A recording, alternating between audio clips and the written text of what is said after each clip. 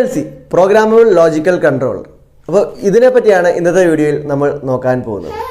എല്ലാവർക്കും TechCorner Malayalam ചാനലിന്റെ പുതിയൊരു വീഡിയോയിലേക്ക് സ്വാഗതം. PLC അഥവാ Programmable Logical Controllerനെ പറ്റി നിങ്ങൾക്ക് ഒരുപാട് വീഡിയോസ് യൂട്യൂബിൽ ലഭ്യമാണ്. നമ്മളും എന്താണ് PLC എന്ന് പറഞ്ഞിട്ട് ഡീറ്റെയിൽ ആയിട്ട് വീഡിയോസ് ചെയ്തിട്ടുണ്ട്. പക്ഷേ ഇതിൽ നിന്നും നമ്മുടെ വീഡിയോസിലൊക്കെ വന്ന കമന്റിൽ നിന്ന് നമുക്ക് മനസ്സിലാക്കാൻ സാധിച്ചത് ഇതെല്ലാം അതായത് PLCയെ ഒരു തവണയെങ്കിലും കണ്ടിട്ടുള്ളവർക്ക് അല്ലെങ്കിൽ PLC എന്താണെന്ന് കുറച്ചെങ്കിലും ഐഡിയ ഉള്ളവർക്ക് മാത്രമേ PLC എന്താണ് എന്ന് മനസ്സിലാവുന്നുള്ളൂ അല്ലെങ്കിൽ ആ വീഡിയോ കൊണ്ട് ഉപകാരപ്പെടുന്നുള്ളൂ എന്നുള്ളതാണ്. അപ്പോൾ ഇതെല്ലാം കൂടെ പരിഹരിക്കാൻ വേണ്ടിയാണ് നമ്മൾ ഇപ്പം ശ്രമിക്കുന്നത്. അതായത് PLC കാണിച്ചുകൊണ്ട് ഇതിൻ്റെ ഒരു 2, 3, 4 എപ്പിസോഡ്സ് പോലെയുള്ള വീഡിയോസ് ഇടാൻ വേണ്ടിയാണ് നമ്മൾ താല്പര്യപ്പെടുന്നത്. അതായത് ആദ്യത്തെ വീഡിയോയിൽ PLC എന്താണ് എന്ന് പറഞ്ഞിട്ടും പിന്നീടുള്ള വീഡിയോയിൽ ഇതിൻ്റെ വയറിങ്ങുകൾ എങ്ങനെയാണെന്ന് കാണിച്ചുകൊണ്ടും അതിനുശേഷം ഒരു ലോജിക് എഴുതി അതിൻ്റെ ലോജിക് ടെസ്റ്റിംഗ് ഒക്കെ കാണിക്കാനും പിന്നെ ട്രബിൾ ഷൂട്ടിംഗ് എങ്ങനെ ചെയ്യാം എന്നൊക്കെ കാണിച്ചുകൊണ്ടുള്ള ഒരു കുറച്ച് സീരീസ് ഓഫ് വീഡിയോസാണ് നമ്മൾ ചെയ്യാൻ ആഗ്രഹിക്കുന്നത്. തീർച്ചയായിട്ടും നിങ്ങളുടെ സപ്പോർട്ടുകൾ അനുസരിച്ചിരിക്കും നമ്മുടെ എങ്ങനെയൊക്കെ എത്ര പെട്ടെന്ന് എങ്ങനെയൊക്കെ ചെയ്യാൻ പറ്റുമെന്നുള്ള കാര്യങ്ങളൊക്കെ കുറച്ച് പേർക്കെങ്കിലും ഇത് ഉപകാരപ്പെടുമെന്ന് നമ്മൾ പ്രതീക്ഷിക്കുന്നു. അപ്പോൾ വീണ്ടും സ്വാഗതം. നമുക്ക് കണ്ടന്റിലേക്ക് അധികം നീട്ടാതെ നമുക്ക് പോവാം. അപ്പോൾ ആദ്യം തന്നെ എന്താണ് PLC അല്ലെങ്കിൽ പ്രോഗ്രാമബിൾ ലോജിക്കൽ കൺട്രോളർ എന്ന് നോക്കാം. പേരിൽ തന്നെയുണ്ട് പ്രോഗ്രാമബിൾ ലോജിക്കൽ കൺട്രോളറാണ്. ഇത് എന്ന് പറയുന്നത് സിമെൻസിൻ്റെ ലോഗോസോഫ്റ്റ് എന്ന് പറയുന്നത് ഏറ്റവും ചെറിയൊരു PLC ആണ്. അതായത് ഏകദേശം 8000 രൂപ വരെയുള്ള വെറും 8 ഇൻപുട്ടും 4 ഔട്ട്പുട്ടും മാത്രമുള്ള ഒരു PLC ആണിത്. അപ്പോൾ ഇത് വെച്ചിട്ടായിരിക്കും നമ്മുടെ ഈ ഒരു സീരീസ് ഓഫ് വീഡിയോസ് ചെയ്യാൻ പോകുന്നത്. അപ്പോൾ ആ വീഡിയോയിലേക്കൊക്കെ പോകുന്നതിന് നമുക്ക് ആദ്യം PLC എന്താണ് എന്ന് മനസ്സിലാക്കണം.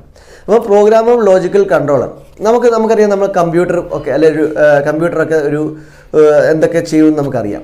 അപ്പോൾ ഇതൊരു മിനി കമ്പ്യൂട്ടർ ആണ് എന്ന് തന്നെ പറയാം. അല്ലെങ്കിൽ നമ്മുടെ കമ്പ്യൂട്ടറിൻ്റെ ഒരു CPU തന്നെയാണെന്ന് പറയാം. ഇതിനെ നമ്മൾ CPU എന്ന് തന്നെയാണ് വിളിക്കുന്നത്. അത് സെൻട്രൽ പ്രോസസ്സിംഗ് യൂണിറ്റ്. നമ്മൾ സെൻട്രൽ പ്രോസസ്സിംഗ് യൂണിറ്റ് അതായത് നമ്മുടെ വീട്ടിലെ കമ്പ്യൂട്ടറിലെ CPU അല്ലെങ്കിൽ കമ്പ്യൂട്ടർ എന്താണ് ചെയ്യുക, നമ്മൾ അതിന് കൊടുക്കുന്നത് അതായത് കീബോർഡിൽ മൗസൊക്കെ ഇൻപുട്ടാണ്. ആ ഇൻപുട്ട് കൊടുക്കുന്നതനുസരിച്ച് നമുക്ക് മോണിറ്ററിലോ അല്ലെങ്കിൽ പ്രിൻ്റോ അങ്ങനെ പല രീതിയിലുള്ള ഔട്ട്പുട്ടുകൾ തരികയാണ് ഒരു കമ്പ്യൂട്ടർ ചെയ്യുന്നത്. അതേ കാര്യം തന്നെയാണ് ഇതും ചെയ്യുന്നത്. ഇതൊരു ഓട്ടോമേഷൻ മേഖലയിലാണ് എന്ന് മാത്രം, അല്ലെങ്കിൽ ഇലക്ട്രിക്കൽ മേഖലയിലാണ് ഇത് കൂടുതലും യൂസ് ചെയ്യുന്നത് എന്നതാണ് വ്യത്യാസം. അതായത് ഇതിന് കുറച്ച് ഇൻപുട്ടുകൾ കൊടുക്കേണ്ടതായിട്ടുണ്ട്. ആ ഇൻപുട്ടുകൾ അനുസരിച്ച് ഇതിനുള്ളിൽ ഉള്ള പ്രോഗ്രാം അനുസരിച്ച് ഒരു ഔട്ട്പുട്ട് ജനറേറ്റ് ചെയ്യും. പക്ഷെ ഇവിടെ വ്യത്യാസം എന്ന് പറയുന്നത് ഈ പ്രോഗ്രാം ഇതിനുള്ളിലുള്ള പ്രോഗ്രാം എന്ന് പറയുന്നത് നമുക്ക് എഴുതാൻ സാധിക്കും എന്നുള്ളതാണ്. അല്ലെങ്കിൽ നമുക്ക് ആവശ്യം അനുസരിച്ച് ഇതിൻ്റെ പ്രോഗ്രാമുകൾ ലോജിക്കുകൾ മാറ്റാൻ സാധിക്കും. ഇത് തന്നെയാണ് PLCയെ സംബന്ധിച്ച് വലിയൊരു ഇമ്പോർട്ടൻറ്റ് കാര്യം എന്ന് പറയുന്നത്. അപ്പോൾ PLCക്ക് മുമ്പ് അല്ലെങ്കിൽ PLC ഇല്ല എങ്കിൽ എങ്ങനെ ചെയ്യും എന്നുള്ള ചോദ്യം വളരെ വളരെ ഇമ്പോർട്ടൻ്റ് ആണ്. അപ്പോൾ PLCക്ക് മുമ്പ് എല്ലാവരും ചെയ്തിരുന്ന റിലേ ലോജിക്കുകളാണ്. റിലേകൾ നമ്മൾ റിലേ പറ്റി നമ്മൾ വീഡിയോസ് ചെയ്തിട്ടുണ്ട്. അപ്പോൾ റിലേ ലോജിക്കിൻ്റെ പ്രശ്നം എന്ന് വെച്ചാൽ റിലേ വെച്ചിട്ട് കുറേ വയറിങ് ചെയ്ത് ഭയങ്കര കോംപ്ലക്സ് ആയിട്ടുള്ള രീതിയായിരിക്കും. അത് ഒരുപാട് സ്പേസ് ഒക്കെ നമ്മുടെ പാനലിൽ എടുക്കും. അതുപോലെ തന്നെ അതിലൊരു വയർ വിട്ടുപോയി കഴിഞ്ഞാൽ തന്നെ കണ്ടുപിടിക്കാൻ ഭയങ്കര പാടാണ്. പിന്നെ അതിന് ലോജിക്ക് നമുക്ക് ചേഞ്ച് ചെയ്യണം. ആപ്ലിക്കേഷൻ നമ്മുടെ മാറി എങ്കിൽ മൊത്തം വയറിങ്ങും ഡിസ്റ്റർബ് ചെയ്ത് തന്നെ ചെയ്യേണ്ടി വരും. അപ്പോൾ ഇതൊക്കെ വളരെ ബുദ്ധിമുട്ടുള്ള കാര്യമാണ്. അപ്പം ഇതിനൊക്കെ ഉള്ള ഒരു അല്ലെങ്കിൽ ഏറ്റവും നല്ലൊരു ഉപാധിയാണ് PLC എന്ന് പറയുന്നത്. അതായത് ഈ ഒരു PLC വെച്ച് കഴിഞ്ഞാൽ നമുക്ക് മേ ബി ഒരു 10, 20, 30 റിലേയുടെ പർപ്പസുകൾ ഇതിനകത്ത് ചെയ്യാൻ പറ്റും. അപ്പം മുമ്പേ പറഞ്ഞത് തന്നെ PLCക്ക് നമ്മൾ തീർച്ചയായിട്ടും ഒരു ഇൻപുട്ട് കൊടുക്കണം. ഇൻപുട്ട് അനുസരിച്ചിട്ട് നമുക്ക് ഇതിനകത്ത് ലോജിക്ക് എഴുതാം. ലോജിക്ക് എഴുതാൻ 3-4 ലാംഗ്വേജസ് ഉണ്ട്. കോമൺലി യൂസ് ചെയ്യുന്ന ലാഡർ ലോജിക് എന്ന് പറഞ്ഞൊരു പ്രോഗ്രാമാണ്. അതിനുശേഷം ഫങ്ഷണൽ ബ്ലോക്ക് ഡയഗ്രാം ഉണ്ട്, സ്റ്റേറ്റ്മെൻറ്റിൽ SwitchGears ഉണ്ട്.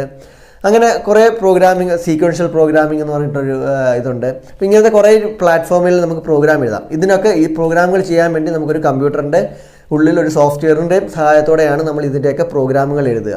ആ പ്രോഗ്രാമുകൾ എഴുതി നമുക്ക് ഇതിനുള്ളിലേക്ക് ഡൗൺലോഡ് ചെയ്ത് കഴിഞ്ഞാൽ നമ്മൾ ഇൻപുട്ടിനനുസരിച്ച് നമ്മൾ എന്താണോ പ്രോഗ്രാം നമ്മളിപ്പം 1, 2 ഇൻപുട്ട് കൊടുത്തു കഴിഞ്ഞാൽ അതിനനുസരിച്ച് ഒരു ഔട്ട്പുട്ട് ഉണ്ടാക്കണം എന്നാണ് നമ്മുടെ ലോജിക്ക് എങ്കിൽ അതനുസരിച്ച് നമുക്കൊരു ഔട്ട്പുട്ട് ജനറേറ്റ് ചെയ്യുന്നതാണ് PLC ചെയ്യുന്നത്. അത് നമുക്ക് ഇഷ്ടമനുസരിച്ചുള്ള ലോജിക്കുകൾ ചെയ്യാൻ പറ്റും. അപ്പോൾ കുറച്ചുകൂടെ വിശദമായി പറഞ്ഞു കഴിഞ്ഞാൽ ഈ ഒരു PLCയിൽ തന്നെ നിങ്ങൾ കാണുന്നത് പോലെ തന്നെ ഇതിൻ്റെ മേൽഭാഗത്ത് ഇൻപുട്ടുകളാണ്. നമുക്ക് ഇൻകമിങ് പവർ കൊടുക്കണം. ഇതൊക്കെ നമ്മൾ വയറിംഗ് ഡയഗ്രാം അല്ലെങ്കിൽ ഇത് വയർ ചെയ്യുമ്പോൾ നിങ്ങൾക്ക് ക്ലിയർ ആയിട്ട് മനസ്സിലാവും.